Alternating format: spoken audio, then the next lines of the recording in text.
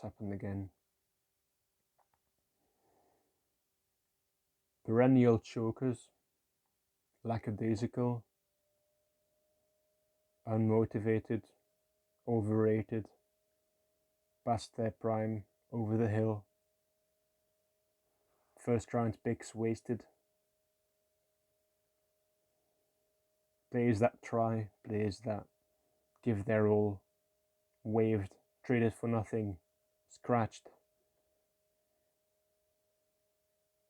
A coach that doesn't play the lines to their strengths, a coach that puts the second best performer in the playoffs on the fourth line, a power play coach that has no clue, a physical player that was brought in to be physical, that doesn't use his body, a 41-year-old whose greatest achievement it is to grow a beard.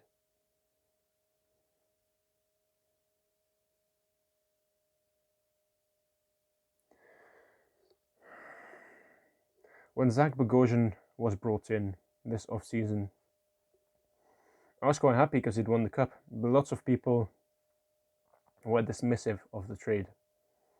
Lots of people didn't think he would add anything. Without Zach Bogosian, without TJ Brodie, without Jack Campbell, the guys that everyone dismissed except for TJ Brodie, this would have ended much sooner. In a negative way. Without Thornton, without Simmons, without Engvall, it probably ends sooner in a positive way. Now, no Muzzin, no Tavares, that's no excuse. The team is better than Montreal on paper. It should be, at least. Clearly it isn't. As individuals, maybe they are. As a team, they aren't. The logo on their sunglasses, the logo on their watches matter much more to them than the historic logo on the jersey. It's, what time is it now? It's 4 a.m. here in Europe. In a regular season, me and other people, many other people, stay up until 3, 4, 5 a.m. to watch games. We spend hundreds, if not thousands of pounds for jerseys, for NHL Network, to just support the team.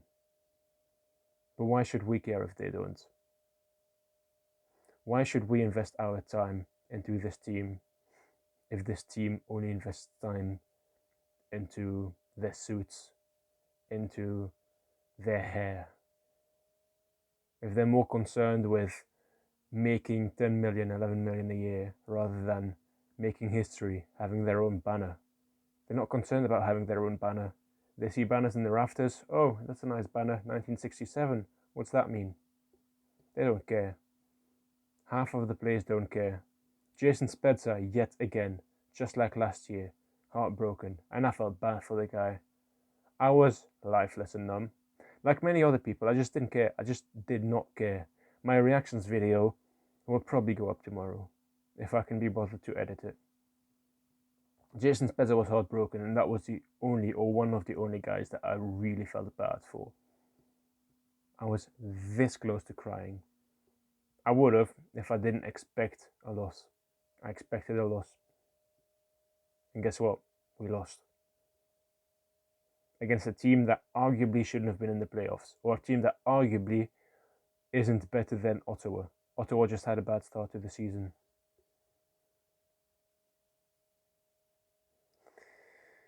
There's no excuse. There is no excuse. Malhotra out. Keefe out. Mana, if you can trade him for Eichel or McDavid, do it. We have guys, well, we had guys like Lepnin, like Barabanov. They got traded for peanuts. First round pick for Foligno. That's a first round pick wasted. We waived Aaron Dell. We waived Travis Boyd. Should have kept him. They did much more. I can recall Travis Boyd highlights. I can recall Travis Boyd's plays, good plays, useful things that he did. I can't really recall anything that Simmons did. Oh yeah, he fought Sherratt. I can't really recall anything that Thornton did. I mean, I can vaguely remember him scoring a goal after he came back from injury. That's it. And like I said, we acquired Simmons to be physical. I can't see anything physical. The only physical thing he did was cut his hair. We waived, benched, and traded away players that tried. Adam Brooks, he would have done much better in this game and most other games. Nick Robertson, I don't know if he's still injured or not, but if he's not, why wasn't he playing? I don't care about the entry-level contract. You're trying to win a Stanley Cup. You're not trying to get as much time out of an entry-level contract as you possibly could get. Scott Sabourin, don't tell me Sabourin wouldn't have given everything to go to the next round. Yes, he might not be the best player technically. He isn't. And he's a fourth liner. But he's a much better fourth liner than the other two. Spezza should not have been on the fourth line. Spezza has been the second best performer in these playoffs. What should have happened? Spezza should have been on the line with either Matthews or Marner. And Nylander should have been on the line with either Marner or Matthews. But no. Instead,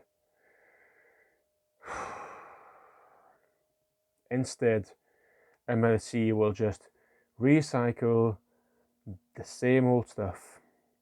And do I blame Dubas? Yes and no. I mean, the Thornton deal, the Simmons deal, I was never really on board with the Thornton deal. I could probably go back and get a few tweets that I wasn't on board with it. That, Simmons, I was very much on board with the Lettman deal because I do watch Jokerit in Europe because obviously it's in Europe, it's much easier to watch. Didn't get a chance. Barabanov, he tried so hard, didn't get a chance. He was great in San Jose though. Keith will keep getting away with it. He'll keep getting away with it. If he doesn't, I'm done with this team. I mean, next year we'll just come back, we'll watch, we'll spend as much money.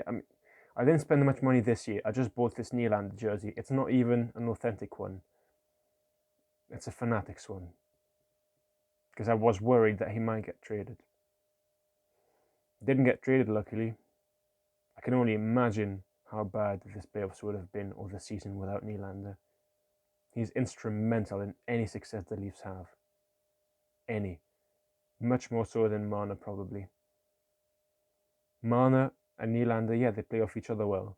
But they don't play off each other well when it matters. And if you can't play off each other when it matters, then what's the point of playing the games before? What's the point of playing regular season games? Next year in the Atlantic, Tampa Bay, much better. Florida, much better. Boston, much better. Ottawa is going to be a star team soon. With guys like Stutzler, Chabot, Connor Brown is underrated.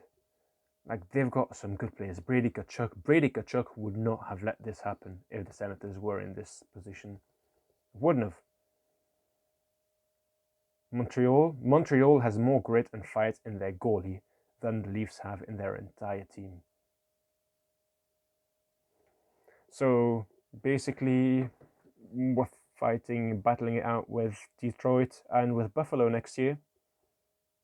And yet again, Detroit isn't going to be bad for much, much longer. Buffalo, probably yes, but it's nothing to be proud of being better than Buffalo.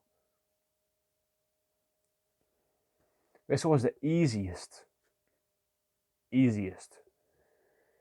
road to the conference finals, to the finals, to the second round ever. Still couldn't get it done. How is this team going to make the playoffs next year? They aren't. They are not. I don't want to see this team acquire any more veterans, ever. Marlowe didn't work out, had to give up a first round pick to just get his contract off the books. Thornton, useless. Simmons, what's the point? Jason Spezza is the only one that actually has done something.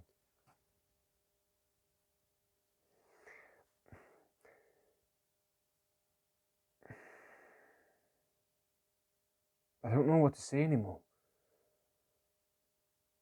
I don't know what to say anymore. Everyone has said the same things over and over again. If we have a power play, the series is over in 4 or 5 games. If we have a coach that adapts the lines according to who's in form, who isn't, the series is over in 4 or 5 games. And again, we've proven that without Tavares we could win. Without Muzzin, yes, it was going to be harder, but it shouldn't be that much harder without a player. It shouldn't be.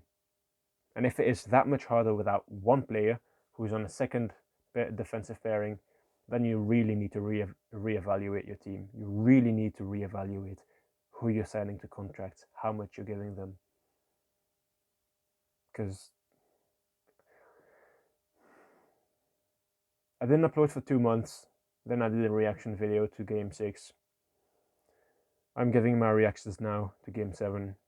I will have my live reactions hopefully up in the next 24 hours. Yeah, I don't know how much longer I can take this. I'll still support him, but only because I've invested so much time. Not because I want to, because I have already invested so much time and money in this team. There's just no going back. Thanks for watching, everyone.